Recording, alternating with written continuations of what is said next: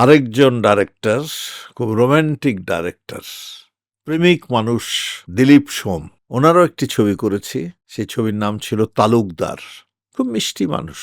কি বলবো, লোকটা এই মানে কথা বলতো আস্তে আস্তে, কিন্তু তার ভয়েসটা ওই রকম একটি মানে গলা, যদি আমার থাকতো আমি বোধহয় ধন্য হয়ে যেতাম, এত মিষ্টি গলা ছিল তার। ছবি অনেকগুলোই করেছে উনি, কিন্তু ওনারও একটি ছবি আমি করেছি তালুকদার। তারপর কার কথা বলবো, আমাদের তমিজউদ্দিন রিজভী। তমিজউদ্দিন রিজভীর আমি ২-৩টা ছবি করেছি। সেই ছবিগুলোর মধ্যে একটি হলো জেলের মেয়ে, আর একটা হলো জবাবদিহি।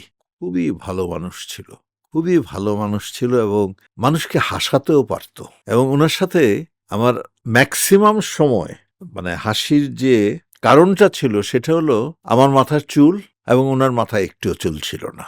এই নিয়ে সে মাঝে মধ্যে এমন সুন্দর সুন্দর জোক বলতো, অদ্ভুত। যে আমরা দুজন একটা চেয়ার আছে, মনে করেন আমি গল্পটা বলি। একটা চেয়ার আছে, তো চেয়ারে উনি বসা ছিল। যখন আমি আসলাম, উনি বলল যে আসেন হিরো, বসেন। আমি তো মাথা খারাপ নাকি, আপনি আপনি ডাইরেক্টর, আপনি বসেন। এছাড়া তো আপনাকে বসতে বলতে দিতে পারিনি। আপনি যে আমাকে যে সম্মান দেখালেন, আপনাকে তো আমার মাথায় বসানো উচিত। কিন্তু দুঃখের বিষয় যে আমার মাথায় তো একটাও চুল নেই, আপনি বসবেন কোথায়? স্লিপ করে পড়ে যাবেন। তো এই ছিল তমিজউদ্দিন রিজভী। তো রেসপেক্ট টু হিম, উনিও আমাদের ছেড়ে চলে গেছে।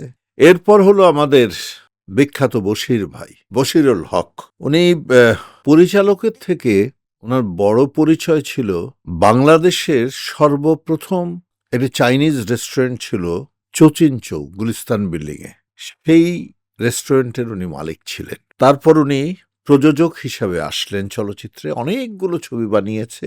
আমি ওনার কয়েকটা ছবি করেছি। তো বশির ভাইয়ের ওই ছবিটার নাম, ওনার যেটা আমি করেছি, সেই ছবিটার নাম ছিল অপরাধী। উনি টোটাল ছবিটা ব্যাংককে করেছিল, এবং উনি নিজেও কিন্তু একজন অভিনেতা ছিলেন। উনি ২-১টা ছবিতে ভিলেনেরও রোল করেছেন, ১-২টা ছবিতে একটু সাইড নায়ক হতেও চেষ্টা করেছেন, পরে কোনোটাই করেননি। আর ওনার চাইনিজ রেস্টুরেন্টটা এখন বোধহয় নাম পরিবর্তন হয়েছে।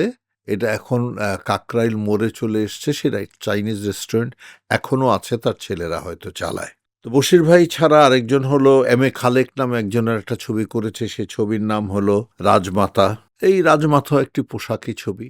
এম এ খালেক, এরা সবই হলো ওই আমাদের দেলোয়ার জাহান ঝন্টু গ্রুপেরই লোক। ওইভাবেই ছবিগুলো হতো, হই হুল্লোড় করে। তারপর এই ঝন্টু গ্রুপের ছবিগুলো করতে গেলে না, আমরা কখনো টের পেতাম না যে ছবি হয়ে যাচ্ছে। কোথায় যেন একটা গতি থাকতো ছবি মেকিং এর। চলছে, আসেন, দাঁড়ান, শট দেন, ভালোই লাগতো। আর মাঝে মধ্যে আমি পোশাকি ছবি খুবই কম করেছি, কিন্তু খারাপ লাগতো না, মাঝে মধ্যে ভালোই লাগতো।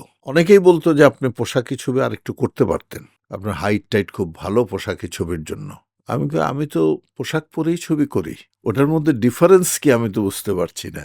হ্যাঁ, ওই পোশাকি ছবিগুলোতে একটু রঙিন কাপড় চোপড়, আর নর্মালি আমি একটু সাদামাটা কাপড় চোপড় পরে করি।